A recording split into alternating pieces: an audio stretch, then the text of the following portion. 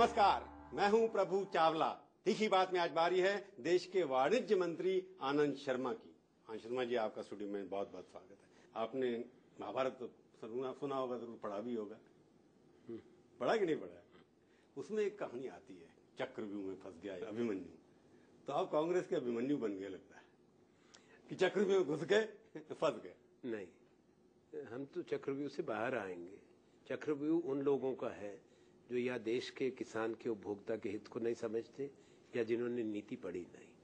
ये सही है कि कुछ लोग उत्तेजित होंगे आशंकाओं के कारण, पर सरकार को हर हित को देखना है और उसी में संतुलन बनाकर बात करनी है। पर आपको पता था कि आप चक्रव्यूह में घुस रहे हैं जब आपने घुसने की कोशिश की? कांग्रेस के अभिमन्यु आप बन गए। ये निर्णय सोच कर किया गया, ये निर्णय रातों रात का निर्णय नहीं है।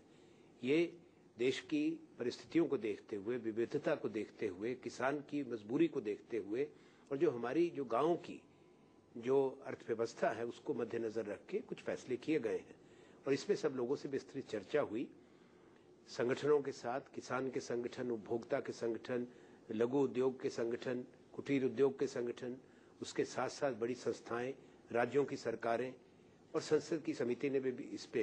आपने सबसे बात की, मैंने देखा, आपने कहा। पर सवाल ये है कि इतनी जल्दी जैसे आपने अगर किया, आपको लगता है कि देश के हित में आपने काम किया, तो सारी की सारी विरोधी पार्टियां, आपके एलाइज भी जो हैं, सब ने एक आवाज में खड़े होकर के, सिवाय एनसीपी को छोड़ करके या नेशनल कॉन्फ्रेंस को छोड़ करके, सब ने स्टेटमेंट दिया कि नहीं होना। देखिए, ये भारत एक जो हमारी संघीय, उनको लगता है देश हित में, उनको समझ नहीं आता क्या? नहीं, संघीय प्रणाली है, ये एक एनेबलिंग पॉलिसी है जो राज्य सरकारों का अधिकार है, जो इसको चाहे, जो ना चाहे। अब लागू तो राज्य करेगा। आपकी यूपीए सरकार है, कांग्रेस सरकार तो नहीं है ना? वो बात नहीं है, पर कांग्रेस किसी पे पाबंदी तो नहीं है। कोई सरकार, राज्य की सरकार जो नहीं चाहती है इस नीति को अपने राज्य के अंदर लाना, ये अधिकार क्षेत्र राज्य का है। ट्रेड लाइसेंस राज्य सरकार देती है। कैबिनेट में तो बाकी लोग भी हैं ना, कैबिनेट में बाकी पार्टी के लोग भी तो हैं ना। कैबिनेट का फैसला है ना, ये तो कैबिनेट का फैसला है। कैबिनेट में यूपीए आपका जो धर्म है, कोएलिशन धर्म, अगर कैबिनेट मंत्री को उसमें से उठ के चला जाता है या डांट पड़ जाती है किसी को, या उसके मुख्यमंत्री जो पार्टी की प्रेसिडेंट है वो स्टेटमेंट देती है आपसे मिलने के बाद, तो लगता नहीं कि आपने सबको कंसल्ट करना चाहिए था? काम आपने अच्छा किया, लोग कहते हैं, पर जल्दी में किया। नहीं, बिल्कुल इसमें ना तो जल्दी में है, और ये कहना कि देखिए कंसल्टेशन का क्या प्रक्रिया, ये सही है कि हमारी ये कोलिशन की सरकार है, पर इतना जरूर है, जहां तक मेरा प्रश्न है, इस प्रक्रिया में मैंने इसको स्वयं देखा है, हर राज्य से बात हुई है। ये भी सही है कि पश्चिम बंगाल में लेफ्ट फ्रंट की सरकार थी, इसलिए मैंने ये जरूरी सोचा कि हमारे जो वहाँ की मुख्यमंत्री हैं, मेरी पुराने सहयोगी रही हैं, ममता बनर्जी जी, कि उनसे जाकर बात करें। मैंने बात जरूर करी। बात करने का ये मतलब मैंने कभी नहीं कहा कि रजामंदी हो गई, ये मैंने कभी नहीं कहा। मैंने पूरी पृष्ठभूमि बताई कि भारत जैसा देश कृषि प्रधान है, जो दुनिया का दूसरे नंबर है हमारा खाद्यान्न के उत्पादन में, फल और सब्जी के उत्पादन में, और फल और सब्जी का 40% वेस्ट होता है क्योंकि हमारे पास इंफ्रास्ट्रक्चर नहीं है, कोल्ड स्टोरेज नहीं है, वेयर हाउसेज नहीं है। जो थोड़े से कोल्ड स्टोरेज हैं, 80% केवल आलू को रखने के लिए उसमें चला जाता है। किसान को अपनी कीमत का सही मूल्य नहीं मिलता, और उसके साथ साथ उपभोक्ता तक जब पहुंचता है, जो किसान ने 1 रुपए में उनको बताया आपने सब? मैंने सारा बताया। मानी फिर भी नहीं वो। देखिए, वो कहते हैं हमारी बंगाल की जो परिस्थितियां हैं वो अलग हैं। वो बंगाल के संदर्भ को देखते हुए वो बंगाल का जो कौन सा मॉडल होना चाहिए उसको तय करेंगी, और उनकी भावनाओं का हमने सम्मान किया। आपने स्टेट्स को परमिशन दे दी कि अपनी देश की अगर 30 में से 25 स्टेट इम्प्लीमेंट नहीं करेंगे, इस पॉलिसी को बनाने का फायदा क्या है? देखिए, मैं इसमें नहीं जाता कि आज कितनी स्टेट्स करेंगे और आज के 5 साल के बाद कितनी स्टेट्स आपस में प्रतिस्पर्धा में होंगी कि हमारे यहाँ भी आ जाए। केरला प्रदेश के कांग्रेस प्रेसिडेंट जो आपके साथ युद्ध कांग्रेस, सबसे पहले स्टेटमेंट उन्होंने दे दी। ठीक है, केरला में अगर वो नहीं चाहते हैं, मैंने तो ये पक्ष विपक्ष की बात नहीं की। ममता जी भी तो हमारी सरकार का हिस्सा है। जब हमने कहा कि उनका अधिकार है जिसका हम सम्मान करते हैं, पर मेरा एक प्रश्न है कि वो राज्य जो चाहते हैं, क्या उनको वंचित कर दिया जाए? ये बात अलग है कि वो 5 राज्य हैं या 10 राज्य हैं, छोटे हैं या बड़े हैं। हम फेडरल कंट्री हैं। आज बीजेपी कहती है कि बीजेपी रूल स्टेट्स में नहीं लाना चाहते।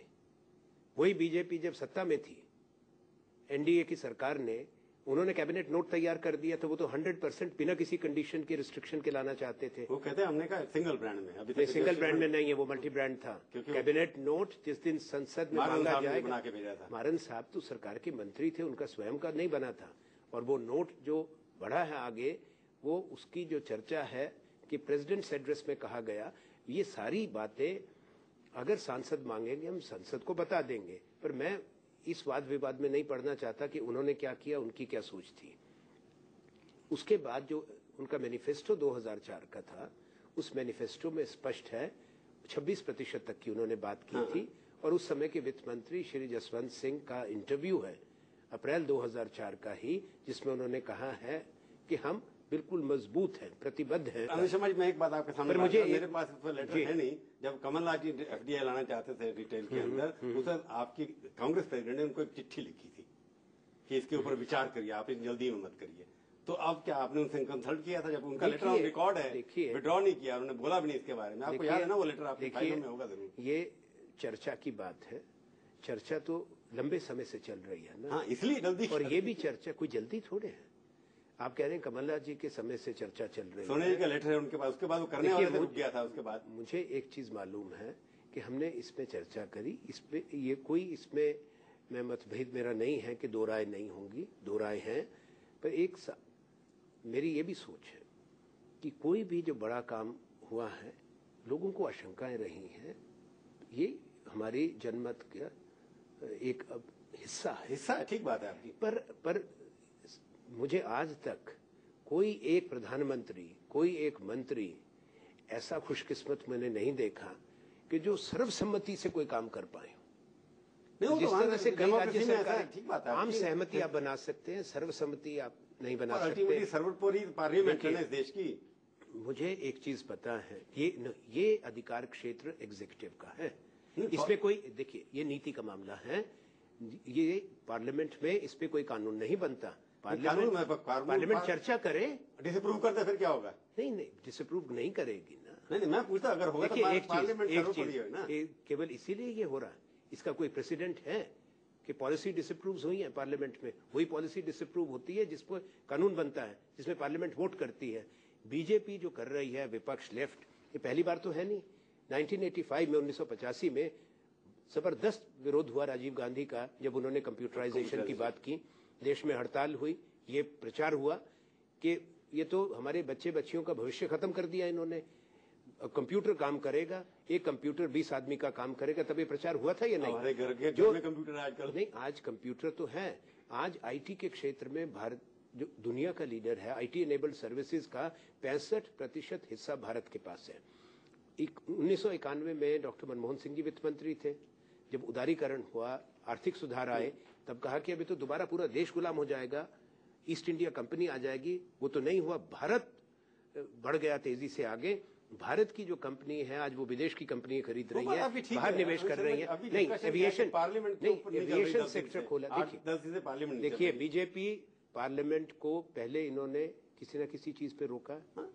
ऑपोजिशन काम है रोकना हर चीज। अडवाणी जी 38 दिन तक यात्रा करके आए तो काले धन की बात को लेकर रोका, मुद्रास्फीति की बात को रोका। अब सारी बात भूल गए। नहीं, आपने डाइवर्ट कर दिया ना एफडीआई में। हमने डाइवर्ट नहीं किया। आनंद शर्मा ने ऐसा एक चाल खेली कि ब्लैक मनी हट गई और लोकपाल बिल भी हट गया। एफडीआई को आनंद शर्मा ने देखिए तुरंत का पता चला दिया। आज मुझे इस बात की जरूर खुशी है कि हमने कोई ऐसी काम किया है, कदम उठाया है, जिससे देश के अंदर जो पॉलिटिकल डिस्कोर्स है वो बदला है। वरना सिर्फ डिस्कोर्स जो है, एजेंडा दूसरे लोग बनाए। सरकार ने नीति के माध्यम से एक एजेंडा देश के मान रहे हैं कि आपने एफडीआई पॉलिसी लाकर इंडिया के जो एजेंडा है डेवलपमेंट की तरफ ले आए, रिफॉर्म्स की तरफ ले आए। वो तो हमारी कमिटमेंट थी, प्रतिबद्धता थी। आपने मेरे पार्लियामेंट का जवाब क्यों नहीं दिया कि पार्लियामेंट में क्यों नहीं डिस्कस करते? मैं आपसे एक चीज बोलूं, एक ब्रेक के बाद भी।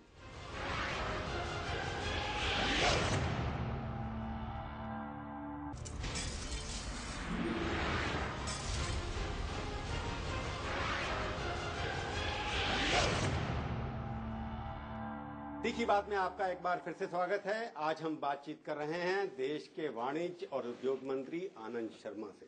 मैं आपसे बार बार पहले पूछ रहा हूं कि आपको पार्लियामेंट जाने से क्यों डर लगता है, जब आपके पास मेजोरिटी नहीं है? क्या पार्लियामेंट की, देखिए पहले एक बात, कैबिनेट का फैसला जब होता है, अगर संसद चल रही है, पार्लियामेंट इज इन सेशन, तो मिनिस्टर की जिम्मेवारी और सरकार की जिम्मेवारी है कि स्टेटमेंट को पार्लियामेंट में रखें, जो हमने रखा।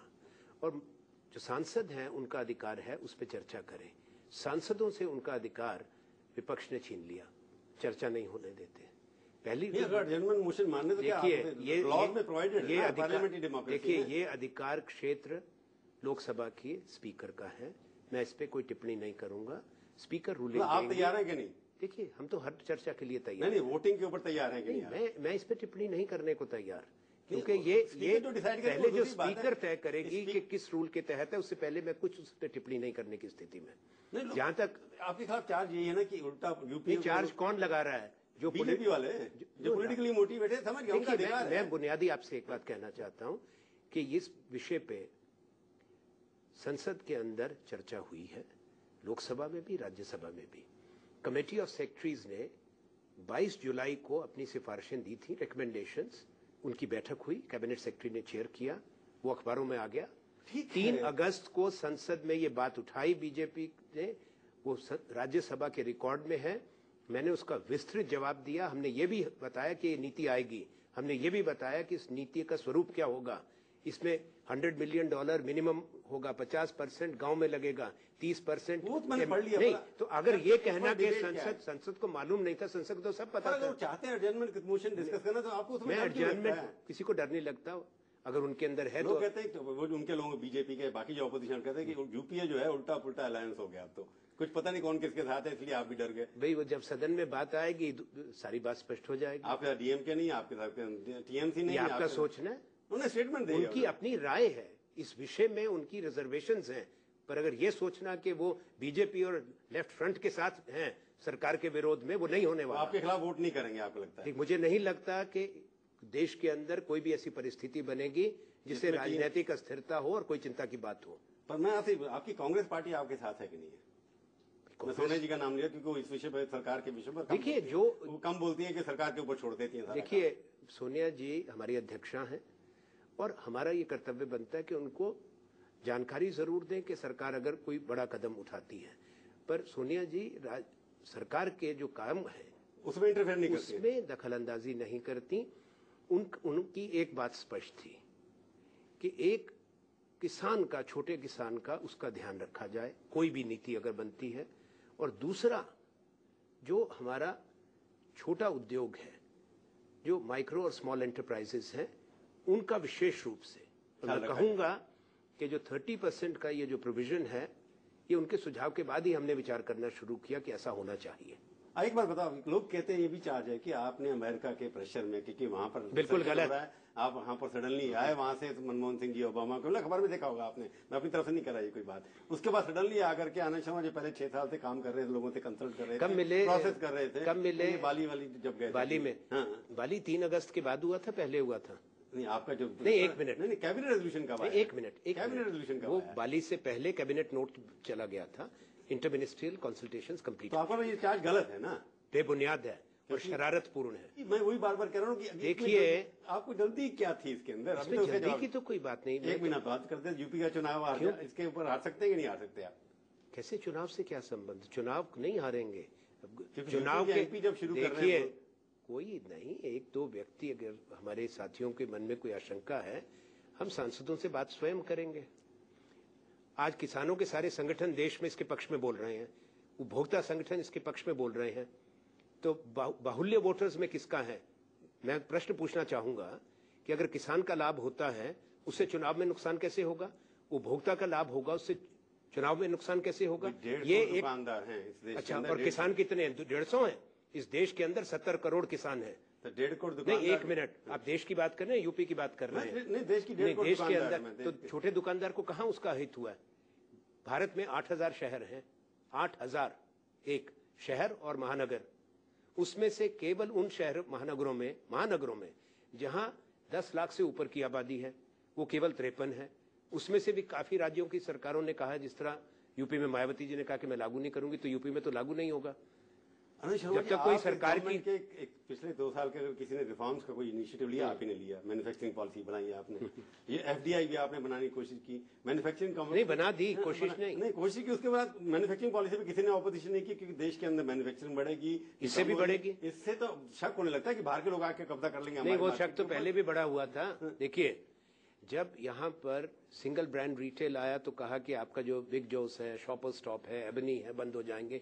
कोई बंद नहीं हुआ, कोई दुकान नहीं है। रिवाइज करेंगे कुछ आप? नहीं, जो एक बात देखिए, जो नीति है इसमें, नहीं, नीति को पहले देख लिया जाए कि कैसे लागू होती है और इससे लाभ होगा। 1 करोड़ रोजगार 1 साल में पैदा होगा। आपसे तीखी बात करूं आखिर में, आखिरी सवाल पूछें कि आप इसको रोल बैक किसी फॉर्म में करेंगे कि नहीं करेंगे? रोल बैक शब्द मुझे पसंद नहीं है। परिवर्तन करेंगे कुछ इसके अंदर? सोच समझ के किया गया है।